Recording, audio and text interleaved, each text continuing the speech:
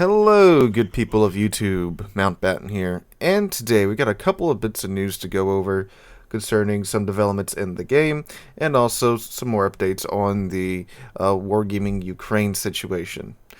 So let's go ahead and get on with that at the beginning. So a little while after I made my video talking about the last development with Wargaming and Ukraine, when Serb was fired, Wargaming announced that they are donating $1 million to the Ukrainian Red Cross, and here's the statement that Wargaming made. At Wargaming, the safety and security of our employees is the top priority. Currently, all available company resources are helping and supporting our 550 plus colleagues, providing them with alternative housing, early salary payments, additional funds to aid travel and relocation. We are helping our employees' families to travel neighboring countries and organizing accommodations for them. And lastly, today, Wargaming Kiev are donating $1 million to the Ukrainian Red Cross. These funds will be used to support Ukrainian hospitals and doctors, those citizens who have been displaced, and other vital activities of the humanitarian organization as is needed. We will be able to proceed with further humanitarian help if the situation requires. So, I gotta say, that's a pretty big step for a company to do, on top of paying employees early, helping them find alternative housing, paying for their travel out of a conflict zone.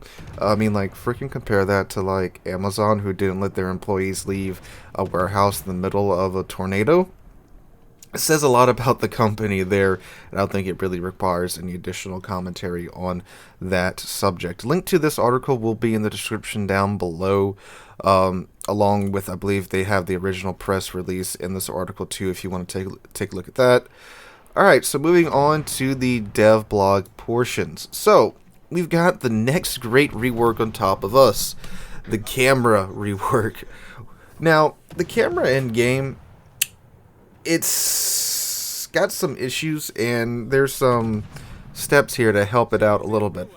So, this is in the DevBlog. Link to this will be in the description down below as well.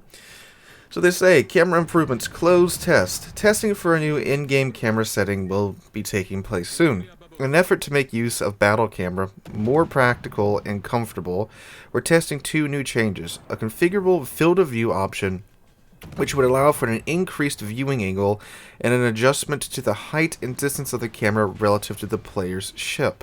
The camera position when using binoculars remains unchanged in both cases. To make navigation easier when aiming torpedoes, the camera will zoom out when switching to this armament.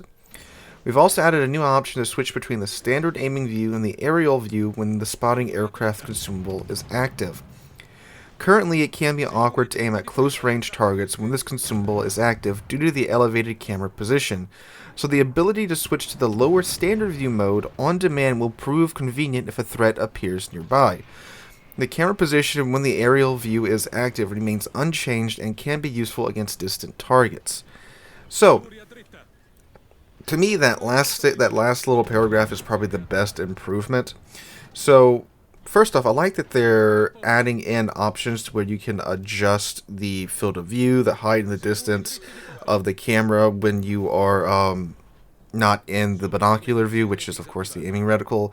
So really, in like World of Warships, the exterior camera when you're just sailing around isn't mega important. I mean, don't get me wrong, like, it's important to have a clear view, but the camera as is right now, I mean, you can essentially see everything that you need to see just by turning the camera around. Now, field of view, adding in a field of view slider is, of course, a big improvement.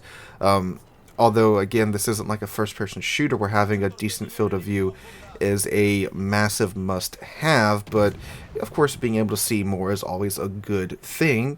But the biggest improvement to me is that last bit about the spotting aircraft camera.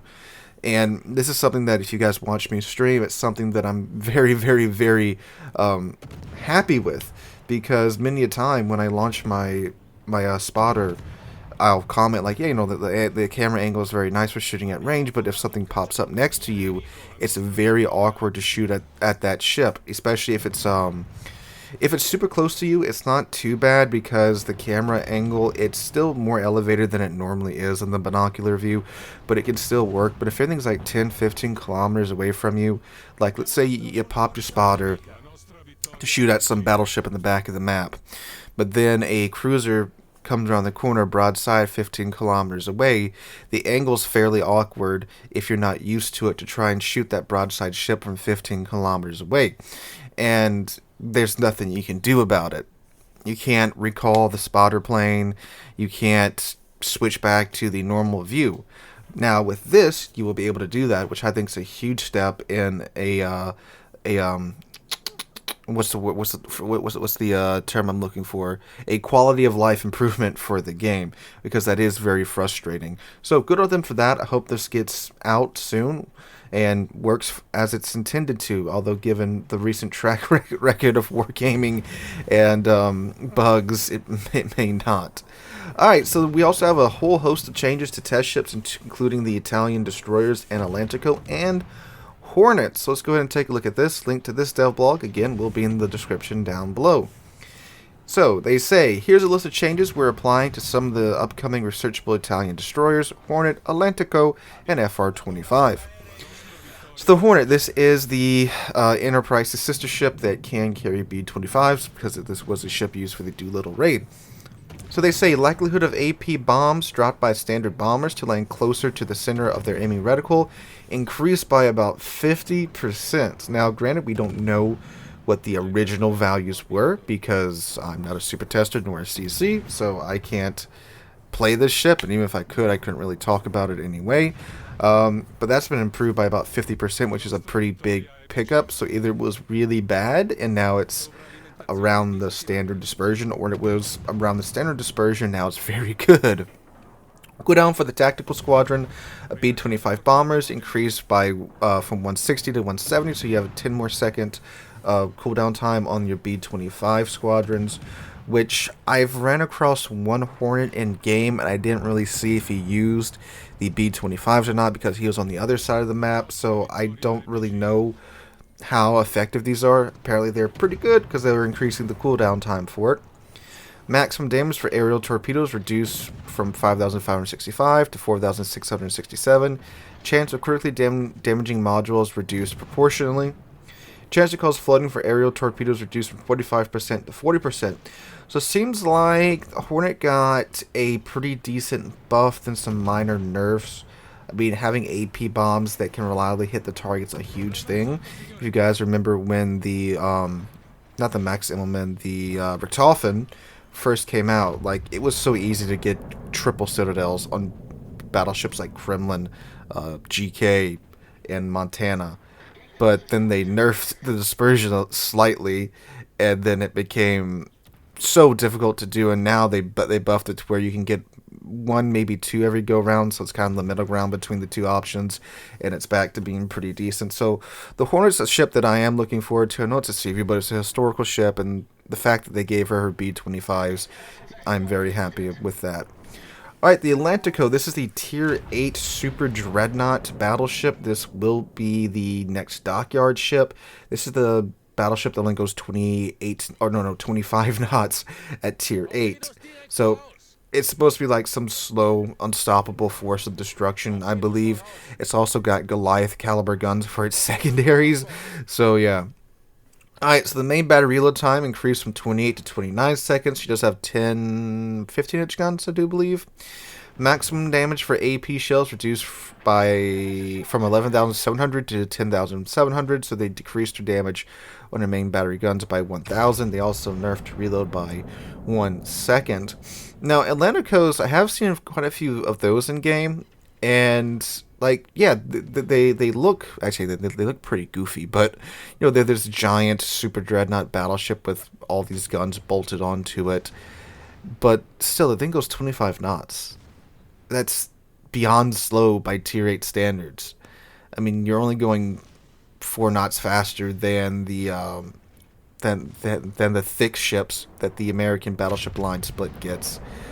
But like, they have really accurate guns, and this thing seems to be more akin to brawling. And 25 knots, it's just, I don't know. We'll see when she comes out, but I guess she was overperforming in her damage. They nerfed her reload and the damage for the AP shells, so yeah. Alright, the FR-25, torpedo range reduced from 8 to 6 kilometers, okay? Alright, so the Italian DDs, from Tier 5 to Tier 7, they got their main battery range reduced, which they had just gotten it buffed out to...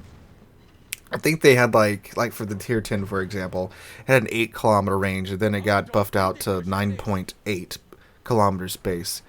And it's looking like now they, across the board, had their range cut down by about 0.8 kilometers. So, for example, the Tier 5, the Mastrel, she went from 6.8 to 6.2. The Tier 6 went from 7 to 6.3. The Tier 7 from 7.3 to 6.8. The Tier 8 from 8.2 to 7.8. Then the Tier 10, 9.8 to 9.6.